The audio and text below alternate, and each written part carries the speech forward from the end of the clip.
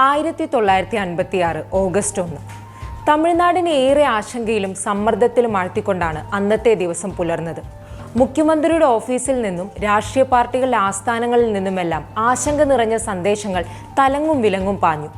തമിഴ് ജനതയുടെ ആകെ ആരാധനാപാത്രമായ ഒരു അനിഷേധ്യ നേതാവ് ഏതാനും മണിക്കൂറുകൾക്കകം മദിരാശിയിലെ മെറീനയിൽ വെച്ച് ചില പ്രതിഷേധ പരിപാടികൾ ആസൂത്രണം ചെയ്തിരിക്കുകയാണ് എന്നതാണ് വിവരം. അല്പസമയത്തിനകം അദ്ദേഹവും അനുയായികളും ചേർന്ന് അവിടെ വെച്ച് ശ്രീരാമന്റെ ചിത്രങ്ങൾ അഗ്നിക്കിരയാക്കുമെന്നാണ് അറിവ് കിട്ടിയിരിക്കുന്നത്. ദ്രാവിഡ രാജാവായ രാവണനെ വില്ലനായി ചിത്രീകരിച്ച് അഗ്നിക്കിരയാക്കുന്ന ഉത്തരേന്ത്യൻ രാമായണ വായനയ്ക്കുള്ള ബദലായിരുന്നു ഈ പ്രതിഷേധം. ഉത്തരേന്ത്യൻ ബ്രാഹ്മണ മേധാവിത്വത്തിനെതിരായി ദ്രാവിഡ ദേശീയതയിൽ ഊന്നിക്കൊണ്ട് നടക്കാനിരിക്കുന്ന പ്രതിഷേധം തമിഴ്നാട്ടിലെ രാഷ്ട്രീയ നേതാക്കൾക്ക് വലിയ തലവേദനയായി.